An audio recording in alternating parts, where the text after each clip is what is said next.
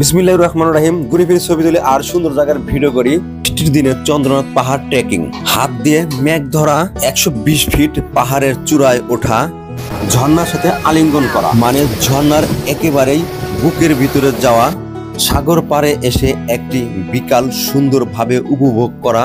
এই সব জায়গায় একদিনে ঘুরতে পারবেন। এই জায়গাটি কোথায় আর কিভাবে আসবেন, গল্পটা শুরু থেকে শুরু করি। একদিনের জন্য যাচ্ছি সীতাকুণ্ড। এখন আছি আমি কমলাপুর রেলওয়ে স্টেশনে। এই ব্যস্ততম রেল স্টেশনটির মানুষ সবসময় জেগে থাকে, দিন রাত এদের এক সমান। 19 নম্বর টিকিট কাউন্টারে এসে দেখলাম লম্বা লাইন। ও হ্যাঁ, 19 নম্বর কাউন্টারে কেন আমাকে আসতে হবে, কেন আসলাম জানিয়ে দিচ্ছি সেই কথা আপনাদেরকে। চট্টগ্রাম মেল ট্রেনের টিকিট কাটবো, যাবো সীতাকুণ্ড। এত লম্বা লাইন দেখে আমি টিকিট না কেটে আমি কাটলাম কেবিনের টিকিট। কেবিনের টিকিট কাটার জন্য আসন সংরক্ষক ও অনুসন্ধান কক্ষে আসলাম। ওইখান থেকে একটা স্লিপ দিয়ে আমাকে পাঠিয়ে দিল 6 নম্বর কাউন্টারে। 6 নম্বর কাউন্টার থেকে 982 টাকা দিয়ে আমি টিকিটটি ক্রয় করলাম। প্রিয় দর্শক, আপনারা কিন্তু চাইলে বাসেও যেতে পারেন। সায়দাবাস থেকে 650 টাকা নন এসি, আর এসি বাস 900 থেকে 1200 টাকা। এবার চট্টগ্রাম মেল ট্রেনটি আসার অপেক্ষা রইলাম। আমি একা না, হাজার হাজার মানুষ অপেক্ষা করছে চট্টগ্রাম মেল ট্রেনের জন্য। চট্টগ্রাম মেল ট্রেনের এত যাত্রী কেন? চট্টগ্রাম মেল ট্রেনের যাত্রী এত হওয়ার কারণ হচ্ছে সীতাকুণ্ড স্টেশনের। যারা সীতাকুণ্ড ট্যুরে যায়, ম্যাক্সিমাম ট্যুরিস্ট এই সীতাকুণ্ড ট্রেনটি বেছে নিয়েছে, কারণ 135 টাকা দিয়ে সীতাকুণ্ড পৌঁছানো যায়। আমি যেহেতু কেবিনে যাচ্ছি, এই হলো আমার কেবিন। রাত্রে ঘুমাতে না পারলে সারাদিন পাহাড় ট্রেকিং করতে পারবো না, খুব কষ্ট হবে। ট্রেন ছাড়ার সাথে সাথে আমি ঘুমিয়ে পড়লাম, আর ঘুম থেকে উঠেই দেখি সুন্দর চকচকা একটি সকাল, আর আমি সীতাকুণ্ড স্টেশনে পৌঁছে গেছি ততক্ষণে। এখন বাজে সকাল 7:30। আছি আমি সীতাকুণ্ড রেলওয়ে স্টেশনে। ট্রেনটা কিন্তু অনেক বড়। সীতাকুণ্ড রেল স্টেশন থেকে আমি এখন যাবো সীতাকুণ্ড বাজারে। সীতাকুণ্ড বাজার থেকে আমি একটা অটো নিয়ে যাচ্ছি চন্দ্রনাথ পাহাড়ে। জনপ্রতি ভাড়া 20 টাকা করে। যদি আপনি রিজার্ভে নেন তাহলে দাম দর করে নেবেন। অটো বা সিএনজি করে যখন আপনারা এই রাস্তাতে যাবেন, ছোট বড় অনেক মন্দির পাবেন। এই এলাকাতে মসজিদ পাবেন না একটিও। পাহাড় ট্রেকিং করার আগে আপনারা লাঠি নেবেন এখান থেকে। কেউ 30 টাকা রাখে, কেউ 40 টাকা রাখে। এই লাঠিগুলো ফেরত দিলে আবার আপনাকে 20 টাকা রিটার্ন দেবে।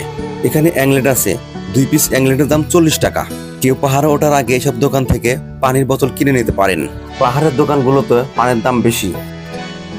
সবার হাতের লাঠি দেখে মনে হচ্ছে এরা মারামারি করতে যাচ্ছে। পাহাড় ট্রেকিং করার সময় এই লাঠি খুব কাজে আসে। ছাগল নিয়ে যাচ্ছে, মনে হয় এটাকে বলি দেবে মন্দিরে নিয়ে। এমন একটা দিন পাহাড় ট্রেকিং এ আসছি, সারাদিন বৃষ্টি। বৃষ্টি হলে কি হবে, কেউ ক্লান্ত হচ্ছে না, ভয়ও পাচ্ছে না। এই পাহাড়গুলোতে উঠতে বা নামতে খুবই কষ্ট হচ্ছে, তারপরেও মানুষ কিন্তু পাহাড় ট্রেকিং করছে। শুধু ছেলে না, মেয়েরাও পিছু নাই এই পাহাড় ট্রেকিং। এ আপু নিজে উঠছে, আরেকজন টেনে তুলছে। বৃষ্টি ভেজা পাহাড়, এই ট্রেকিং এ অনুভূতি ছিল এক অন্যরকম। ভিজে আমি একেবারেই স্বেচ্ছাতা হয়ে গেছি, তারপরেও বন্ধ করছি না এই ট্রেকিং। এই রাস্তাটি আমার কাছে খুবই সুন্দর লাগছে। পাহাড় কেটে পাহাড়ের কিনারে দেয় রাস্তা ছিল। যতই উপরে উঠছি, রাস্তা কিন্তু শেষ হচ্ছে না। ভাই, আপনার নাম কি? আমার নাম সুমন আহমেদ। কোথা থেকে আসছিলেন? আমরা যাত্রা কিসে আসছেন? আসলাম ট্রেন। কোন ট্রেন, নাম কি? ট্রেন হলো চট্টগ্রাম এক্সপ্রেস। আচ্ছা, তুমি পাহাড়ে বৃষ্টি, পাহাড়ে উঠে অনুভূতি কেমন? বৃষ্টির আসলে পাহাড়ে বৃষ্টিটি এত সুন্দর। পাহাড়ের জৈবনেই বৃষ্টি, তাই বৃষ্টির দিন না আসলে পাহাড়ের সৌন্দর্য পাওয়া যায়। ঠিক আছে, সারা বাংলাদেশে ট্রাভেল করে থাকি, ঘুরতে থাকি, বা দেশের বাইরেও যাই ঘুরতে। এরকম বৃষ্টি কাদা অনেক সময় থাকে, সেটা সমস্যা।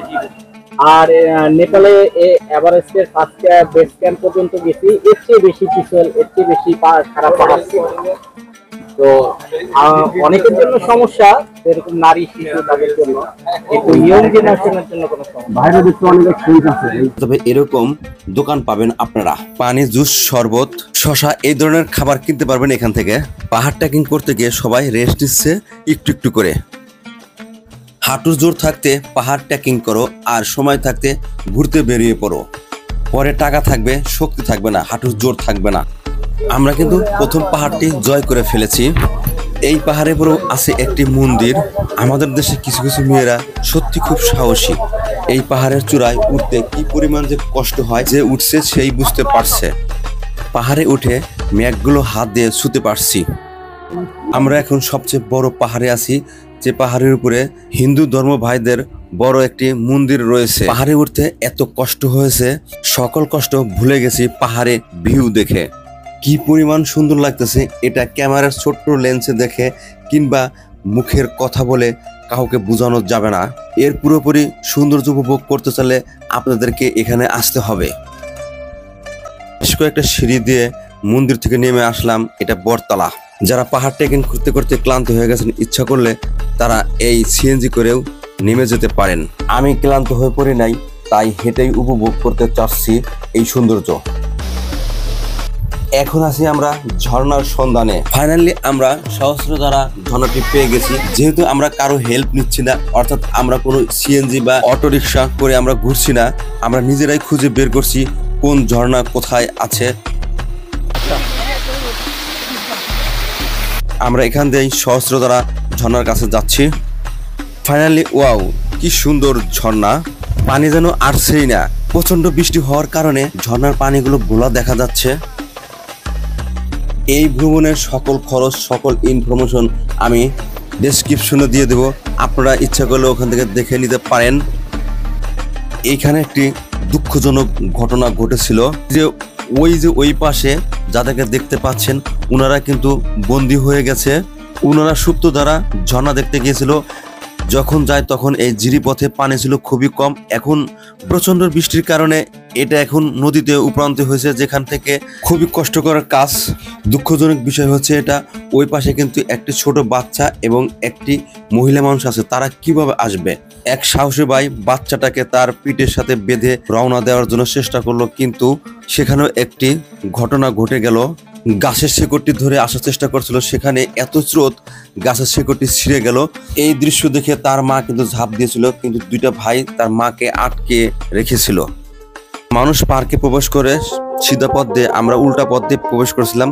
যে প্রবেশ পথ দিয়ে আমরা এখন বাইর হয়ে যাচ্ছি। পার্কের মধ্যে কোথাও জানি একটা সাইনবোর্ড দেখলাম, প্রবেশ মূল্য 50 টাকা।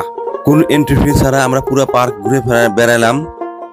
এখন আমরা যাচ্ছি বাঁশবাড়ি ফেরিঘাটে। রিজার্ভ করলাম একটা অটো 100 টাকা দিয়ে। আমরা এখন বাঁশবাড়ি ফেরিঘাট, সাগর পাড়ে।